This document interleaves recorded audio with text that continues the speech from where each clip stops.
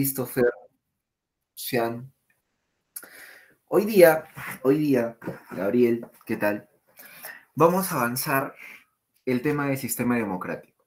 Vamos a introducirnos un poco al tema de la estructura del Estado. Vamos a concentrar nuestra atención justamente en cómo se organiza, quién tiene el poder dentro del Estado peruano.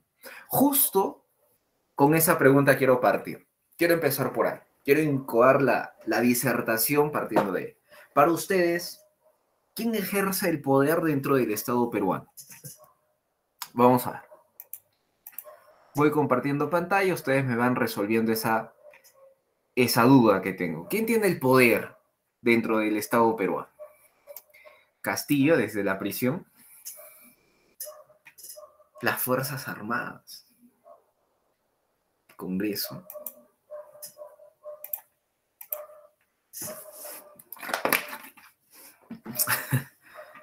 Los tres poderes del Estado. Eso vamos a resolver justamente hoy día. Bien, la respuesta, como dice Gabriel, es el pueblo. Como dice Neri, es el pueblo. Profe, yo pienso, yo creo, me parece, los últimos acontecimientos que he visto pasar frente a mis ojos es que el Congreso tendría todo el poder. Hay mayoría de un partido político, crean leyes como se les da la gana, algunos dicen que tienen como marioneta a la presidenta. Creo que el Congreso está moviendo los hilos, es que tiene el poder.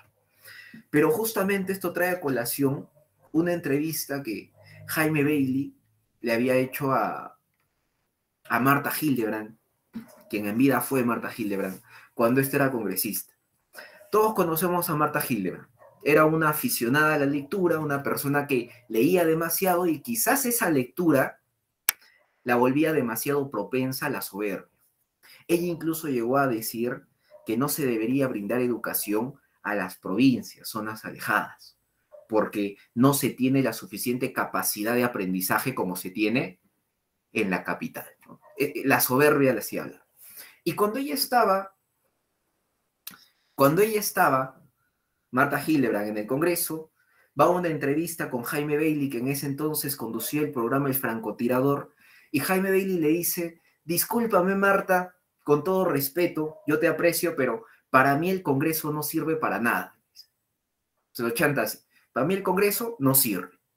Y Marta Hildebrand suelta una carcajada, lo mira y le responde: está bien, Jaime, tienes razón, el Congreso no sirve, pero ten en cuenta que lo ha elegido un pueblo que tampoco sirve para nada. Esa fue su respuesta. Y eso ya, yo quiero que te quedes con esa idea, porque justamente eso te revela quién tiene el poder dentro del pueblo, dentro del Estado peruano. El poder lo tiene el pueblo, lo tenemos nosotros. Profe, ¿y por qué el Congreso está mandando? Porque el pueblo lo ha elegido. ¿Por qué el presidente yo creo que tiene el poder? El pueblo es quien los ha elegido. Pregunta para ustedes: ¿quién es el único juez elegido por el pueblo? Por un tupper. Y por peor todavía se han vendido. El juez de paz. Correcto. El juez de paz. Bien. Entonces, planteada esa idea, vamos a señalizar los términos. Cuando la UNSA te propone en tu banco, te dice, hablamos de sistema democrático, sistema significa ordenar, organizar. ¿A quién vamos a organizar? Al Estado peruano. ¿Cómo se organiza? Es decir, ¿quién tiene el poder? ¿Quién manda dentro del Estado? El pueblo. A eso nosotros jurídicamente lo denominamos democracia. Demo pueblo, kratos, poder. El poder del pueblo. Pero hay que establecer los puntos claros. Democracia no solamente es el poder del pueblo, porque en las últimas elecciones, cuando estuvo Keiko versus Castillo, hubo bastante población que votó a favor de Keiko Fujimori. Sin embargo, Keiko no ganó, ganó Castillo. Profe, ¿y esos votos que fueron para Keiko sirvieron de algo? No, porque si no es mayoría, no sirve para nada. Entonces, hablemos con propiedad. ¿Qué es la democracia? La democracia es el poder del pueblo, pero el poder del pueblo donde manda la mayoría. Donde manda la mayoría. Eso es la democracia. El poder del pueblo donde se hace lo que dice la mayoría. Hay dos formas por las cuales tú puedes entender el término democracia. En un sentido estricto, O sea, lo común, lo simple, lo que todos conocemos y entendemos, y en un sentido amplio, si queremos hacer una interpretación un poco más extensa del término. En un sentido estricto, vamos a decir que la democracia es una forma de gobierno. O sea, si alguien en la calle te pregunta, oye, ¿qué es la democracia? Dices, la democracia es una forma de gobierno, así como existe la aristocracia, gobierno de ricos, oligarquía, gobierno de pocos, monarquía, gobierno de uno, existe la democracia, el gobierno del pueblo, ¿cierto? Es lo que todos sabemos. La democracia en un sentido simple, en un sentido estricto de la palabra, va a ser entendido como una forma de gobierno. Pero si yo quiero profundizar un poco más sobre este término, si yo quiero saber un poco más, ahondar en este término, en un sentido amplio nos vamos a dar cuenta que la democracia no solamente es una forma de gobierno, sino es toda forma de convivencia social. Me explico. Se puede aplicar en todo grupo de personas, incluso en este salón. Supongamos que somos 80 exactos y queremos decidir si vamos a salir 10 minutos antes de la hora. Hacemos unas votaciones y el 60% del salón dice que sí y el 40% dice que no. ¿Ganó él? Sí. Y salimos 10 minutos antes. ¿Qué pasó? Mandó el pueblo y se hizo lo que dijo la mayoría. Y no es el Estado, ¿ah? Es un salón de clases. O sea, hasta en un salón de clases se puede aplicar el término democracia. ¿Se entiende? En sentido estricto, la democracia es entendida como forma de gobierno. Pero en un sentido amplio, la democracia se aplica en toda forma de convivencia social, en todo grupo social. ¿Bien? Eso establece la OMS. Ahora, es muy diferente cómo tú puedas entender el término democracia, cómo lo puedas definir, a cómo lo puedes aplicar.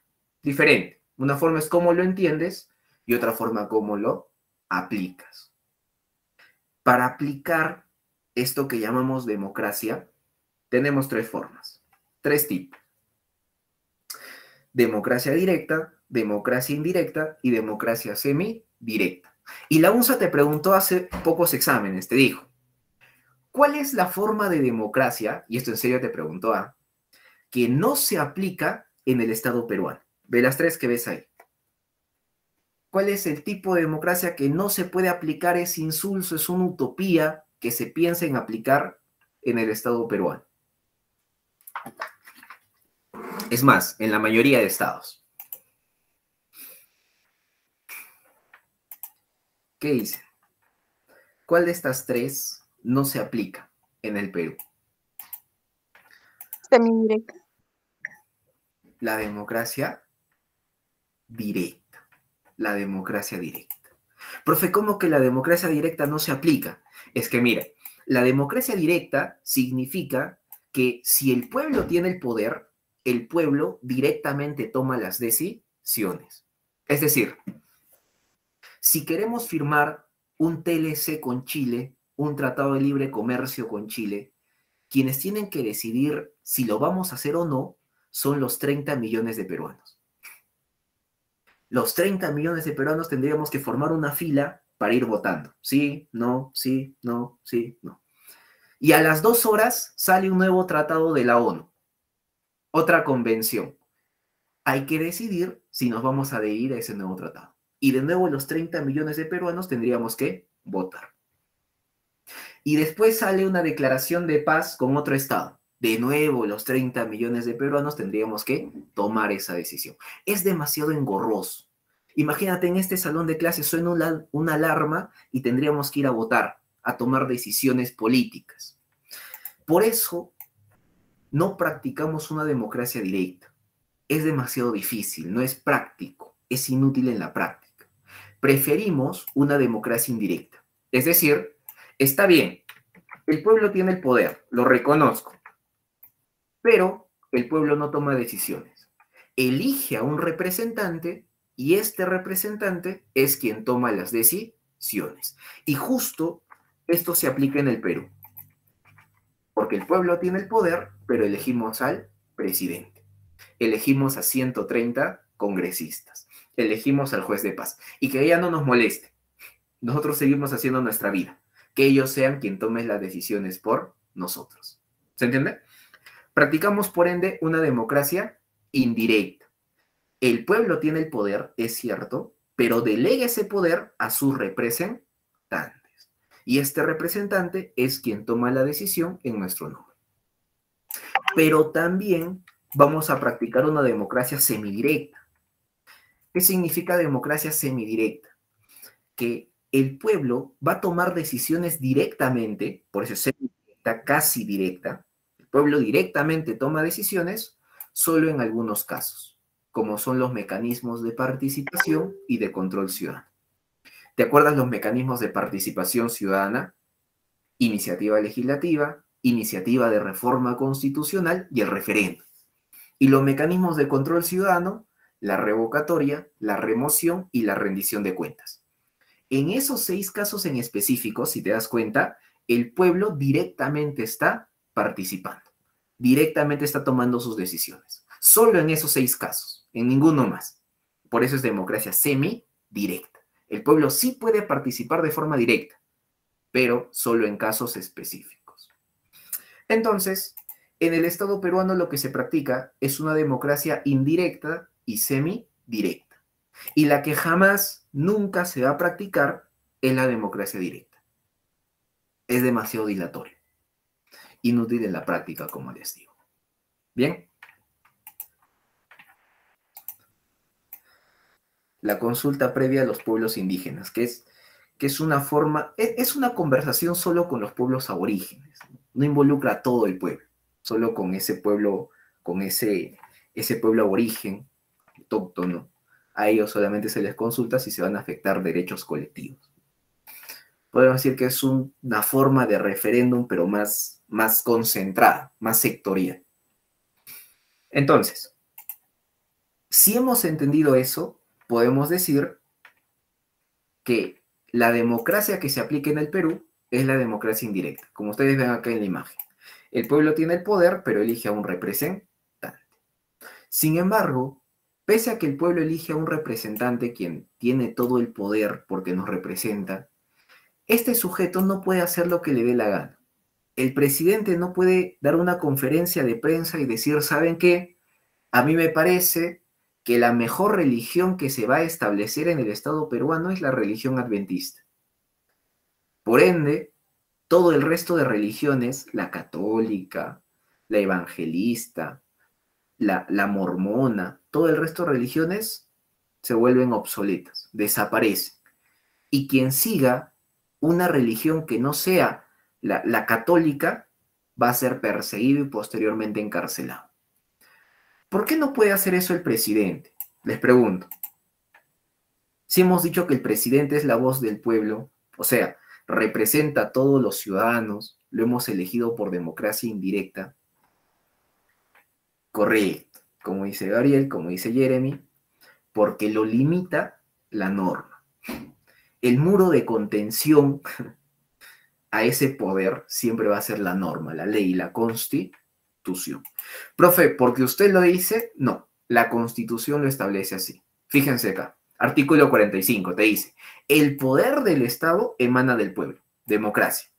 Practicamos una democracia indirecta, o sea, el pueblo tiene el poder y elige a su representante.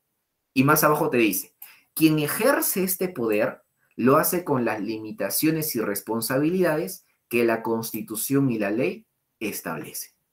¿Cómo se llama eso? Más específicamente, se llama Estado de Derecho. A eso se le llama Estado de Derecho. ¿Qué es un Estado de Derecho entonces? Es el principio de gobernanza que indica que no interesa si eres presidente, congresista, alcalde, ministro, doctor, abogado, ingeniero, estudiante, estudias, no estudias, no importa. Todo ciudadano peruano está sometido por la norma, está sometido por la ley, por la Constitución. Eso significa Estado de Derecho. Todos tenemos que hacerle caso al derecho, a la norma. Y la Constitución te dice, ¿cómo tú te vas a dar cuenta que estamos viviendo bajo un Estado de Derecho? Hay que cumplirse 4 requisitos, 4 caracteres. Primer requisito, tiene que haber un respeto al ordenamiento jurídico. Acá sí lo hay. Tenemos la Constitución y se respeta la Constitución. Segundo, se garantizan derechos y libertades recogidos en la ley. Correcto. Justamente la Constitución en su artículo 2 te dice todos los derechos fundamentales del ciudadano. Listo, se respeta. Tercero, la actuación del Estado está limitada por la ley, lo que habíamos conversado hace poco. El presidente, Congreso, juez no puede hacer nada que no esté establecido en la norma, en la Constitución. Y cuarto, se vive bajo una separación de tres poderes fundamentales: poder ejecutivo, poder legislativo y poder judicial.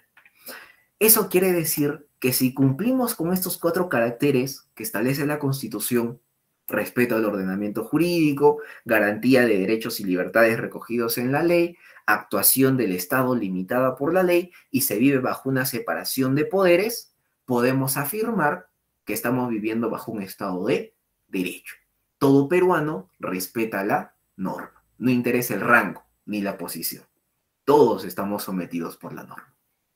La UNSA te preguntó algo sencillo. Te dijo: ¿y cómo se viola un Estado de Derecho? ¿Cómo se atenta un Estado de Derecho? Ya sabemos los cuatro caracteres que se tienen que cumplir para saber que estamos viviendo bajo un Estado de Derecho. Pero ¿cómo se vulnera un Estado de Derecho? Era sencilla la pregunta si tú entendías lo que es un Estado de Derecho. Si el Estado de Derecho te dice o significa que todo el pueblo peruano está sometido a la norma, ¿cómo se vulnera esto? Incumpliendo la norma, violando la ley, vulnerando el derecho. Esa era la respuesta. Se atenta a un Estado de Derecho incumpliendo las leyes. Y el más claro ejemplo de esto siempre va a ser la corrupción. Porque mientras que la norma te establece cómo los funcionarios públicos deben actuar, a algunos no les importa y se empiezan a llevar plata del Estado, ¿cierto? Entonces, ¿cómo se vulnera un Estado de Derecho? Incumpliendo la norma, incumpliendo la ley.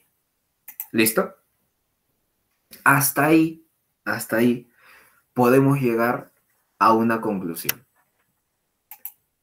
Sobre los presos tienen Estado de Derecho.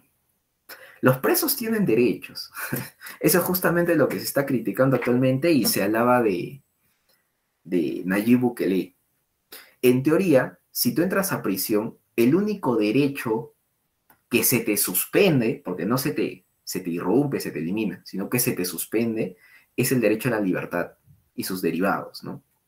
Pero sigues teniendo derecho a la vida, derecho a la integridad, ¿no? Por eso no te pueden golpear los policías dentro de prisión, no te pueden maltratar, te tienen que dar comida.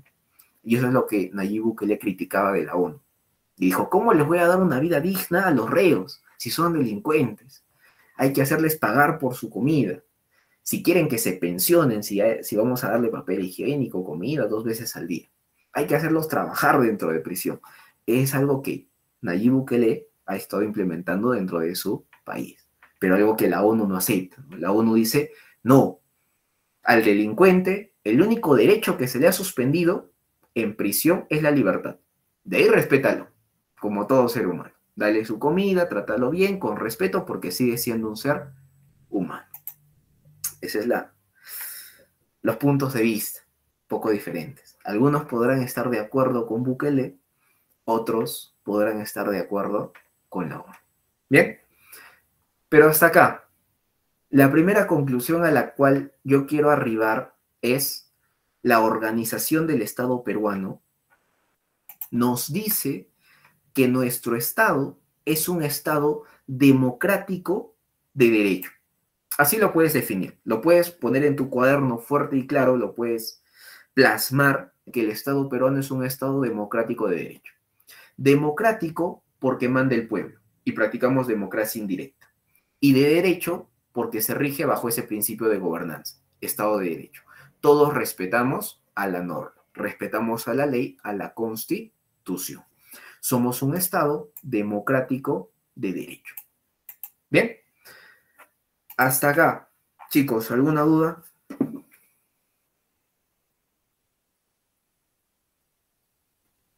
¿Alguna duda, pregunta, cuestionamiento? Todo claro. Perfecto. Bien. Entonces, una vez que hemos aclarado ese punto de cómo se organiza el Estado, quién manda, nos falta definir qué es el Estado peruano. Sabemos cómo se organiza. Manda el pueblo y respetamos la norma, ¿cierto? Pero ahora nos falta dilucidar qué es el Estado peruano. Y el concepto que yo siempre doy en clase, que me parece el más idóneo para definir al Estado peruano, es este. Decimos que el Estado peruano es la nación jurídica y políticamente organizada sobre un determinado territorio, el cual generalmente es propio. Profe, ¿por qué le parece que este es el mejor concepto? Porque de este concepto nosotros podemos extraer, vamos a sacar cuáles son los elementos que conforman al Estado peruano. Escuchemos. Es la nación. Nación, primer elemento. Nación. Jurídica y políticamente organizada. Organización jurídica, segundo elemento. Sobre un determinado territorio. Territorio, tercer elemento. El cual generalmente es propio. Si es propio, si es mío, tengo poder sobre lo mío. A eso se le llama soberanía. Del propio concepto, si tú te memorizas, te aprendes el concepto, la definición del Estado peruano, de reojo vas a poder sacar los elementos que conforman al Estado. Nación, territorio, organización jurídica y la soberanía. Son los 4 elementos primordiales que conforman a nuestro Estado. ¿Qué es la nación? La nación somos nosotros, la población, el pueblo es la nación. El pueblo que vive, porque no estamos flotando en el aire, que vive en un espacio geográfico determinado. Segundo, el territorio. ¿Qué es el territorio? Invertimos conceptos. El territorio es ese espacio geográfico donde vive la población. Entonces, la nación es la población que vive en un espacio geográfico determinado y el territorio es ese espacio geográfico donde vive la población. Hablando del suelo, subsuelo, territorio aéreo y marítimo, ¿no? Todo eso implica. La organización jurídica es todo el ordenamiento jurídico, todo el conjunto de normas, que van a garantizar derechos, van a garantizar la convivencia dentro del Estado. Según mis creencias, a la UNSA le interesa un poco más el derecho penal, ¿cierto? Por el tema de delitos. Incluso uno de sus temas del temario es problemas de convivencia en el Perú, donde se toca delitos como el hurto, el robo, organización criminal, corrupción, nepotismo, malversación de fondos, peculado, lavado de activos, etc. ¿Qué quiero decir? Existe normativa penal donde si tú haces algo malo, si tú robas, si tú matas, si tú secuestras, si tú violas, te vas a la cárcel, te vas preso. Todas esas normas que hablan de conductas malas y como consecuencia la cárcel, todas van en el Código Penal, ¿cierto? Como dice Christopher. Correcto, todas van en el Código Penal. Pero no son el único tipo de normas que existen.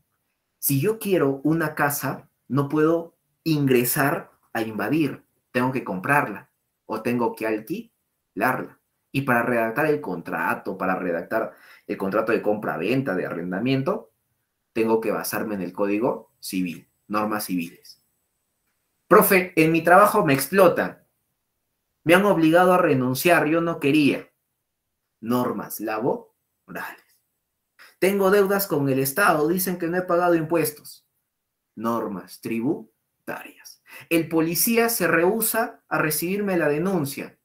He ido a denunciar y el policía me ha dicho que no va a proceder mi denuncia y me ha sacado de la comisaría. Sanciones administrativas. O sea, date cuenta, hay bastantes normas penales, civiles, laborales, económicas, administrativas, tributarias, empresariales, etc. Todas esas normas van a formar el ordenamiento jurídico o la organización jurídica que rigen al pueblo. Y por último, todo ese cúmulo de normas de las cuales ahorita hemos hablado solo rigen dentro del Estado. Ten eso en cuenta. Yo te pongo un ejemplo. Se da la festividad porque justo un sujeto comete un acto heroico. O de los Juegos Panamericanos, para no irnos tan lejos. Se gana demasiadas medallas, tanto así que se decreta que todos los 9 de noviembre de todos los años va a ser feriado.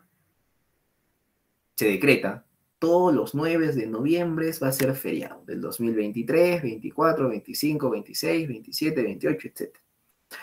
Eso rige para los bolivianos, para el pueblo boliviano. Ellos también se alegran, saltan de un pie y dicen vamos a tener vacaciones, un día libre, festivo. No, no para los mexicanos, no para los chilenos, solo para el peruano, porque las normas solo rigen dentro del territorio. A eso se le llama soberanía. La soberanía es la potestad, el poder del Estado que se ejerce solo dentro del territorio. ¿Bien? Entonces, tenemos estos 4 elementos que forman parte del Estado. Tú mismo puedes extraer estos 4 elementos si ves la realidad. Eso era lo interesante de cívica, ¿no? Era una descripción de la realidad, como les dije en la primera clase. Profe, yo quiero saber qué elementos conforman al Estado peruano. Correcto. Primero, yo, el pueblo, la población. Yo, mis vecinos, mi familia, mis amigos. El pueblo, nación. Yo no estoy volando, estoy pisando tierra, estoy pisando mar, estoy volando por los aires, en un avión. A eso se le llama territorio. Para no pelearme con mis vecinos, hay normas que me rigen. Organización jurídica. Y esas normas que me rigen solo se cumplen dentro de mi territorio. A eso se le llama soberanía. Entonces, te darás cuenta que por eso, esos son los 4 elementos más importantes del Estado peruano. Nación, territorio, organización jurídica y la soberanía, que se extraen, como hemos visto, del propio concepto de Estado peruano. Es la nación. Por eso me interesa y yo sí te pediría que puedas memorizarte este concepto. Te prometo que es el más completo que he encontrado. Es la nación jurídica y políticamente organizada sobre un determinado territorio, el cual generalmente es propio. Préndete ese concepto. ¿Bien? Entonces ya sabemos 2 cosas. ¿Cómo se organiza el Estado peruano y qué es el Estado peruano? ¿Cómo reconozco ahora el Estado peruano? Tenemos que ver algunas características. Son 7 en realidad. 7 características del Estado peruano. El Estado peruano, nos dice la UNSA, es democrático, social, independiente, soberano, unitario, descentralizado y se rige bajo el principio de división de poderes. Primero, democrático ya lo sabemos. Manda el pueblo. Demo pueblo, kratos, poder. ¿Y qué tipo de democracia practicamos? Democracia indirecta. Democracia indirecta. El pueblo manda, pero elige a su representante. Social. Profe, ¿por qué el Estado peruano es social? Porque siempre se va a buscar el beneficio colectivo. Si elegimos a un presidente, si elegimos a 130 congresistas, no es para que ellos se vuelvan millonarios. Es para que la población se enriquezca, para que la población tenga mejores oportunidades laborales, económicas, etc. Siempre todo va a girar en torno de la sociedad. En teoría, siempre hablo en teoría, ¿no? Sabemos que en la práctica muchas veces no suele ser así. Es más, casi nunca suele ser así. Pero nos interesa para tu examen la teoría. Es social porque todo gira siempre en el beneficio social, beneficio colectivo. Independiente, porque en teoría no estamos subordinados a ningún otro Estado. Alguno me dirá, profe, pero hay una dependencia económica con Estados Unidos por la deuda que tenemos para con ellos. Sí, pero ya no es como una colonia, ¿no? No estamos hablando de España, que tiene colonizado el Perú, no. Ya no se habla de eso y podemos decir abiertamente que el Perú es independiente. No hay subordinación. Lo que nos lleva también a decir que podemos proponer nuestras propias normas. Y esas normas se van a cumplir en nuestro territorio. Es soberano. Cuarta característica, el Estado peruano es soberano. Quinta característica, es unitaria. Y decimos que es unitaria porque es uno e indivisible. Acá me voy a detener, esto quiero explicar. Pregunta. ¿Cuántos estados tiene el Perú?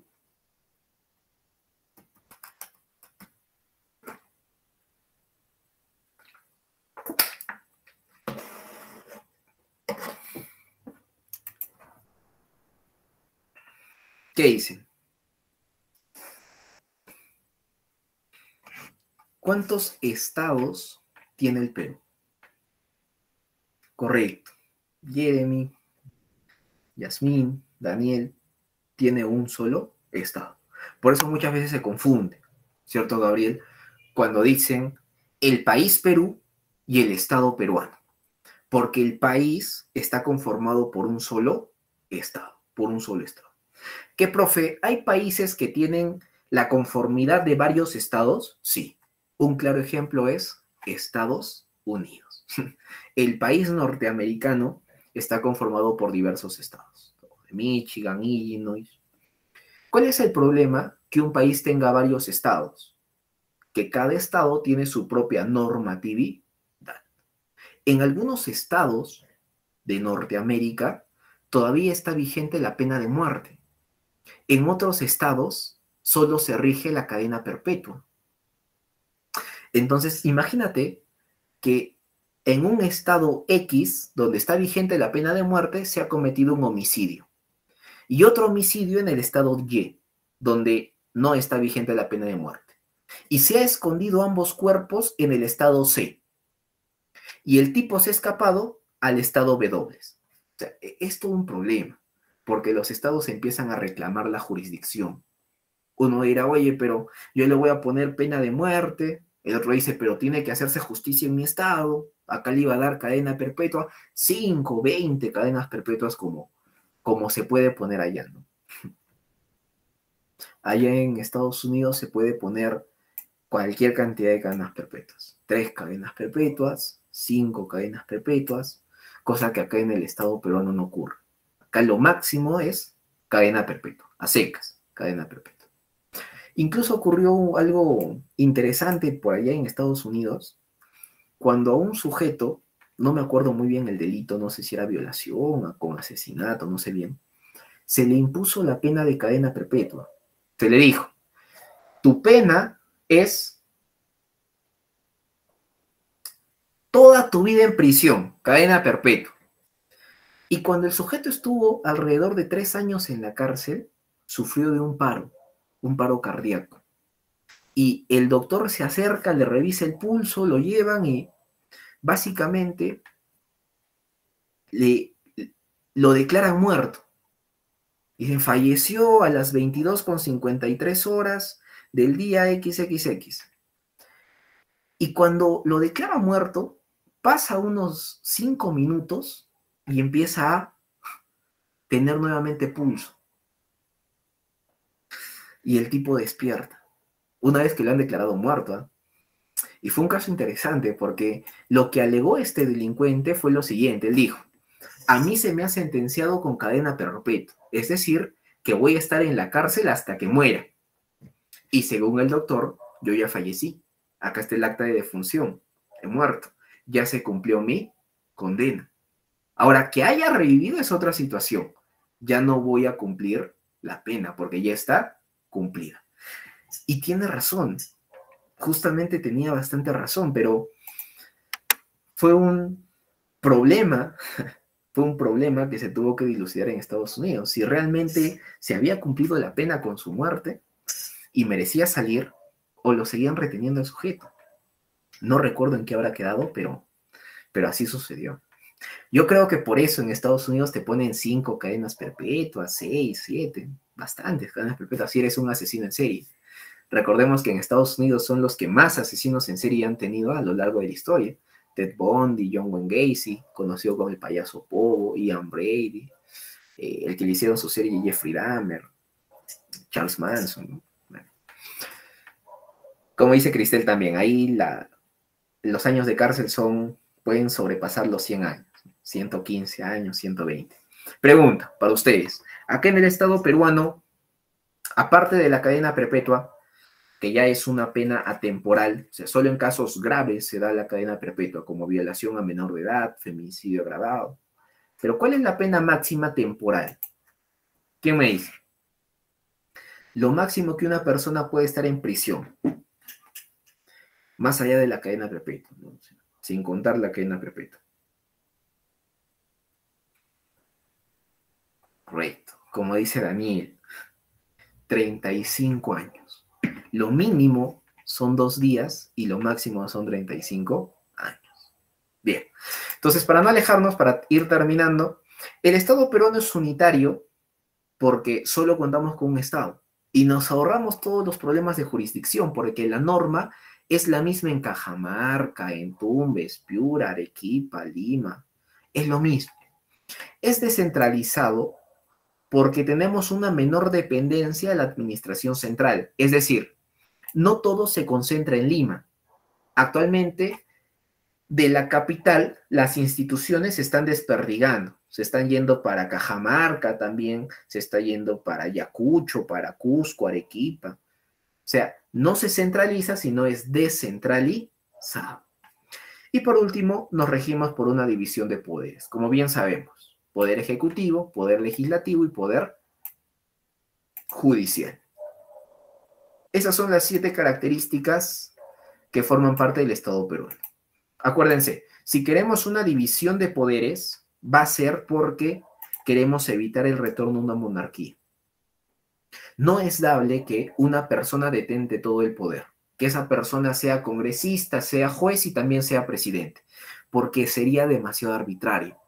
Si tú le desagradas a ese sujeto, a ese monarca, va a crear una ley en tu contra. Yo soy agrario y justo saco una ley que prohíbe trabajar en mi territorio. Y como yo estoy trabajando, me aperturan un proceso judicial. Cuando afronto el proceso judicial, me encuentro nuevamente con ese monarca, es juez, y me sentencia a cadena perpetua. Como yo creo que es arbitrario, me voy a quejar al presidente, y lo veo sentado en el sillón presidencial de nuevo a ese monarca. Y me dice, no, todo está correcto, corre a la cárcel toda tu vida.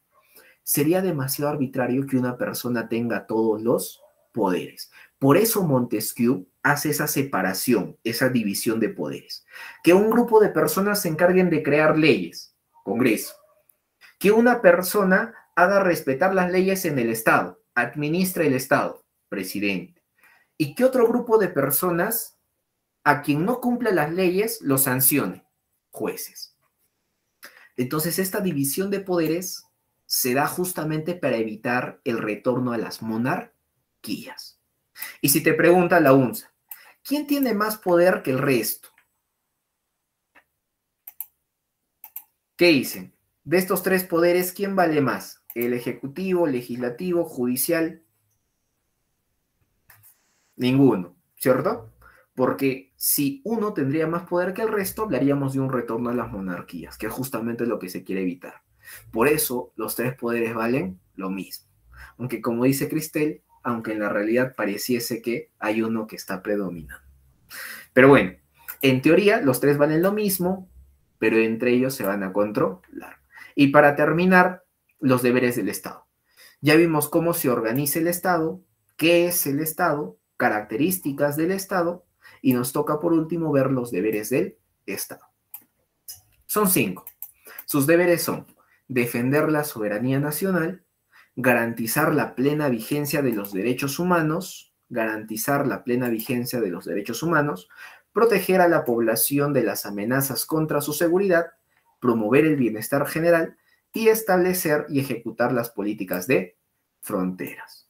Todo el tema de las aduanas, el bienestar colectivo, la seguridad de los pobladores, que se garanticen mis derechos y que el Estado no pierda poder vigente en el extranjero ni en lo nacional. Todos esos son los deberes que le incumben al Estado peruano. ¿Listo? Con esto terminamos esta parte. La siguiente clase vamos a entrar a detallar cada uno de los poderes, legislativo, ejecutivo y judicial. Bien, chicos, ¿hasta acá alguna duda, pregunta? ¿Algo que no se haya entendido, que no haya quedado en claro? o si no ya nos veríamos la siguiente semana. Todo claro. Perfecto. Bien, chicos, entonces ya nos vemos la siguiente semana. Cuídense, que tengan un buen fin de semana. Buenas noches con todos. Hasta luego. Hasta luego con todos, muchachos. Cuídense.